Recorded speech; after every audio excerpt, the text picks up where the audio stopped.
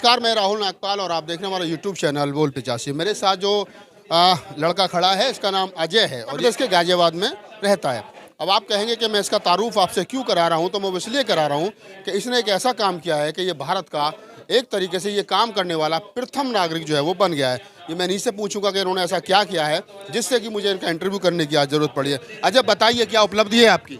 जी, मैं नासा द्वारा आयोजित डीप स्पेस फूड चैलेंज का प्रथम और दूसरे फेज का विजेता हूं और भारत से इकलौता मैं विजेता हुआ हूं। मतलब क्या है ये, क्या जो आपने कहा नासा के आप विजेता हैं, क्या क्या किया था, मतलब कि नासा ने क्या अपील की थी लोगों से? ये नासा का ये जो चैलेंज है डीप स्पेस फूड चैलेंज, इसका मकसद ये था कि अब नासा के अंतरिक्ष यात्री जो मंगल ग्रह पे जाने वाले हैं उन अंतरिक्ष यात्रियों के लिए खाने की ऐसी सुविधा करनी थी जो उन्हें 3 साल तक स्वस्थ रखे और उनकी भूख मिटा सके। तो ऐसा खाना उनके पास तो कुछ था नहीं, तो उन्होंने पूरी दुनिया भर के लोगों से डिमांड रखी कि ऐसा कोई खाना बताओ, अगर तैयार मिलता है तो तैयार करना पड़ता है तो वो कैसे तैयार होगा। क्या क्वालिटी मांगी थी खाने की उन्होंने? खाने की क्वालिटी ये थी कि सबसे पहले तो वज़न में हल्का हो, 3 साल तक ख़राब नहीं होना चाहिए, सारे विटामिन कैल्शियम कैलोरी सारी चीज़ें उसमें हो, खाना टेस्टी भी हो और कम से कम उसको खाना पड़े, उसका सेवन करना पड़े और वो आसानी से मंगल ग्रह तक चला जाए। तो ये अपील तो उन्होंने वैज्ञानिकों से की होगी। आप क्या करते हो, कितने पढ़े लिखे हो? कि पूरी दुनिया भर के लोगों से दी, ऑनलाइन एक फॉर्म था उनका, उस माध्यम से, और उसमें ये सब था कि पूरी दुनिया भर के लोगों के लिए था और उसमें बहुत सारे लोगों ने अपनी राय दिया। मैं तो सिर्फ 12th क्लास पढ़ा हुआ हूँ, अभी 12th क्लास पास की है और अभी मैं आगे MBBS के लिए तैयारी कर रहा हूँ। आपको कैसे ये पता चला कि आप इस प्रकार का खाना जो बना सकते हैं, या कैसे?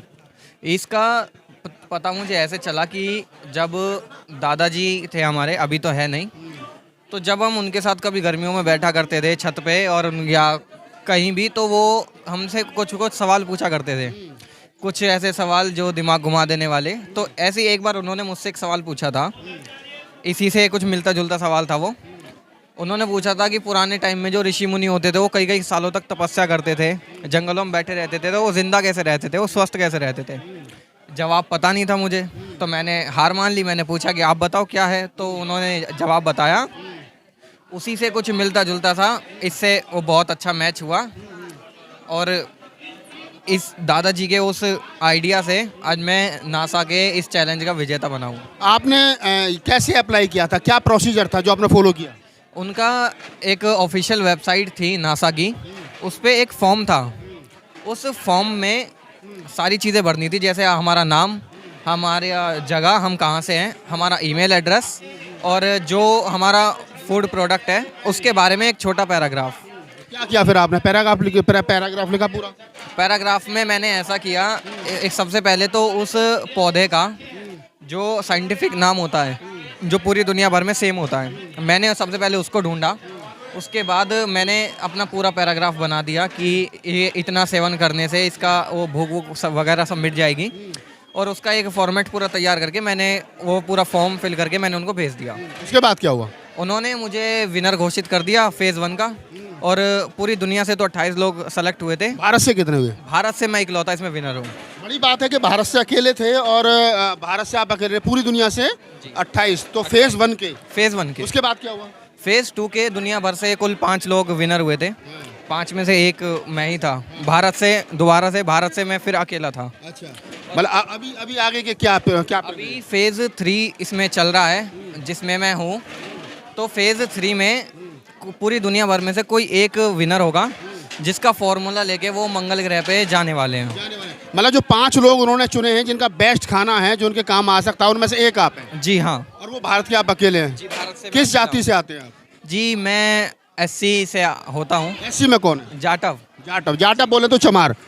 तो अभी कैसा लग रहा है आपको, मतलब जो विश्व की सबसे बड़ी वैज्ञानिक जो है कि मैं कहूँगा संगठन है नासा, उसने आपको चुना है और आपको टॉप 5 भारत के अकेले, दुनिया के 5 में एक तरीके से मैं बुद्धिमानों में आपकी गिनती हुई है, कैसा लग रहा है? जी, अच्छा लग रहा है, लेकिन वही कहने वाली बात है, थोड़ा बुरा भी लगता है, क्योंकि जो उपलब्धि हमारी है वो तो ठीक है, क्योंकि हमने जो काम किया है वो गर्व का है, और मैं इसमें विनर नहीं हूँ, पूरा गाजियाबाद पूरा भारत इसमें विजेता है। उनकी जो विनर लिस्ट है उसमें मेरा नाम भी नहीं है, उसमें नाम पहले गाजियाबाद का है, उसके बाद भारत का है। तो ये मेरी उपलब्धि नहीं है, ये पूरे भारत की उपलब्धि। कोई नेता मिलने आया आपसे? नहीं मिल क्षेत्रीय विधायक, सांसद, बीजेपी के प्रधानमंत्री जी ने बधाई दी आपको? नहीं, बस एक बार आशा शर्मा मैम ने, जो मेयर थी पहले, उन्होंने अपने घर बुलाया था, नाश्ता पानी किया था, अच्छे से बातचीत की थी उन्होंने कुछ आश्वासन दिया था, लेकिन वो रह गया उनका अधूरा ही। जी अभी आपको अगर जो 5 में से एक चुना जाना है, अगर आपका उसमें सिलेक्शन हो जाएगा तो फिर भारत के आप पहले व्यक्ति होंगे इस प्रकार के? जी हाँ, अगर उसमें सिलेक्शन हो जाता है तो मैं भारत का पहला और एकमात्र व्यक्ति। इससे पहले कोई चुना नहीं गया? नहीं, आज से पहले ऐसा कुछ नहीं हुआ। तो पहले और मतलब आज से पहले कोई नहीं चुनाया गया और भारत में भी आप अकेले कोई आपको चुना गया? हाँ, भारत से मैं अकेला ही हूँ। क्या अपील करना चाहोगे देश? मैं यही अपील करना चाहता हूँ, अगर कोई भी है, सिर्फ मैं नहीं, कोई किसी भी जाति से आता है या किसी भी कैटेगरी का वो हो, अगर वो कुछ एक्स्ट्रा ऑर्डिनरी काम करता है तो उसको मोटिवेट करना चाहिए। भले ही अगर आप मदद कर पाओ ना कर पाओ, वो उनकी पर्सनल प्रॉब्लम है, लेकिन मोटिवेट हमेशा करते रहना चाहिए। बाबा साहब से प्रेरित हुए थोड़े बहुत? बहुत ज़्यादा।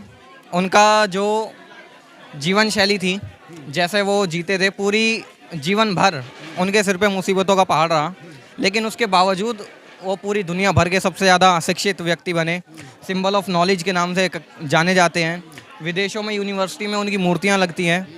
तो बाबा साहब से बहुत ज़्यादा इंस्पायर हैं, और संविधान को पढ़ना, समझना, ये सब हमारे फैमिली में रेगुलरली चलता है। अम्बेडकरवादी परिवार? जी हाँ।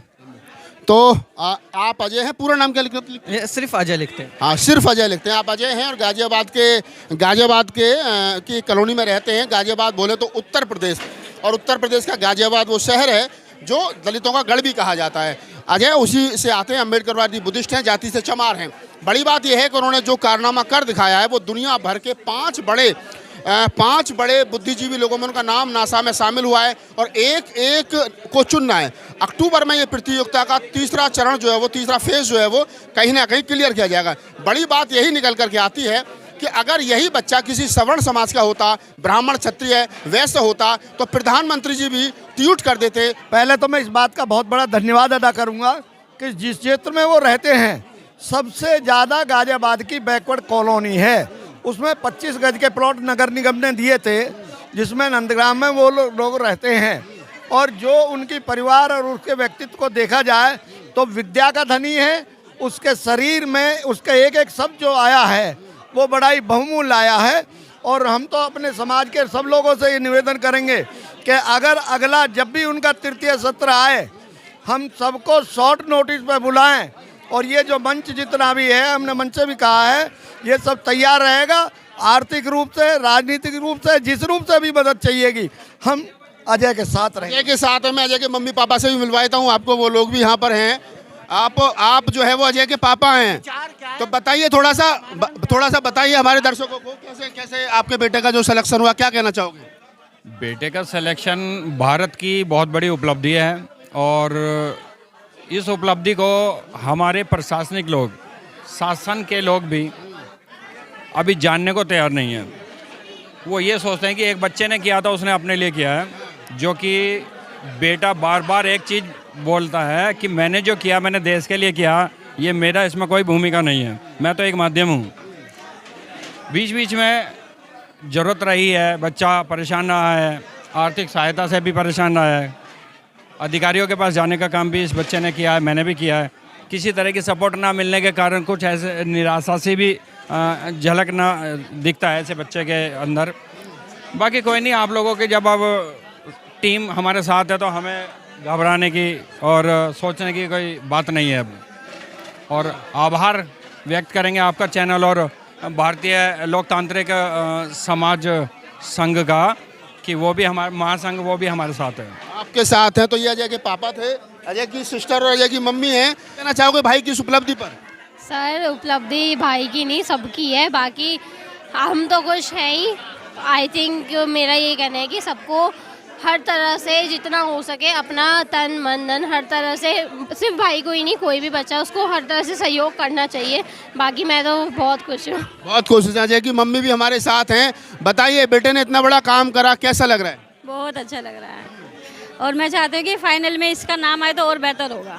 फाइनल में इसका नाम आए तो और बेहतर होगा। तमाम लोगों से बातचीत करने का मकसद सिर्फ इतना सा था कि अगर यही बच्चा किसी ब्राह्मण का, किसी क्षत्रिय का, किसी वैश्य का होता तो शायद उसके घर पर बधाइयों का तांता लग जाता। लेकिन दुख की बात यह है कि अभी तक देश के तमाम दलित और बहुजन समाज यानी अम्बेडकरवादियों को भी ये पता नहीं है कि उनके समाज के 17 साल के बच्चे ने वो कारनामा कर दिखाया है जो भारत में आज तक किसी ने नहीं किया, और वो दुनिया के टॉप 5 लोगों में शामिल हुआ है, उस डिमांड में शामिल हुआ है जो डिमांड नासा ने पूरी दुनिया भर के लोगों से की थी। तो हमारी अजय के उज्जवल भविष्य के लिए कामना है और समाज को ये वीडियो ज़्यादा से ज़्यादा आगे फैलाना चाहिए। मेरी शुभकामना है कि अजय टॉप 1 में यानी 1 नंबर पर वो चुना जाए जिस एक व्यक्ति का खाना जो है मंगल के स्पेस में साइंटिस्टों के साथ भेजा जाएगा। आपकी इस पूरी बातचीत के बारे में क्या प्रतिक्रिया है, आप हमें कॉमेंट्स बॉक्स में ज़रूर अपनी राय बताएं। और आपका कोई सवाल है अजय से पूछने के लिए तो आप हमें rahulnagpal official@gmail.com पर मेल भी कर सकते हो। धन्यवाद।